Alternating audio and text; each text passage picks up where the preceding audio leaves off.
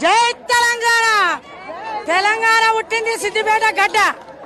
కేసీఆర్ అంటే రేవంత్ రెడ్డి గారికి కళ్ళు పొరలొచ్చినాయి.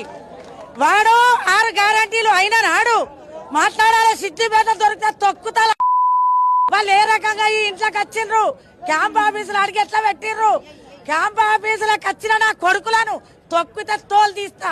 రైతు బంధు లేదు, విద్యున్లు 2 మాటలుగా పెట్టిండు ఈ కొద్ది రోజుల్లో. అన్ని లంగమాటలే. అయినా పర్వాలేదు. కేసీఆర్ తండ్రి లాంటి వాడిని తిట్టుడు. హరీష్ రావు అంటే ఎంత మంచి వ్యక్తి, ఎంత లెక్కల వ్యక్తి. ఆయన బోసపుచ్చుడు. ఆయన క్యాంప్ ఆఫీసులో కాంగ్రెస్ వాళ్ళు అడుగు పెట్టడు. అది మంచి పద్ధతి కాదు. వాళ్ళు 6 గ్యారెంటీలు కరెక్ట్ చేసినాక ఆయన ఏమన్నాడో అది మాత్రం నిలబెడతాడు, తప్పకుండా నిలబెడతాడు. కానీ మళ్ళా గన్నవాడు ఏడాబాద్ ఎత్తిన ఆడోళ్ళమే మహిళలం. సిద్దిపేట మహిళలు అంటే రాక్షసుల కన్నా ఎక్కువ. మేము తెచ్చినాం తెలంగాణ అంటే.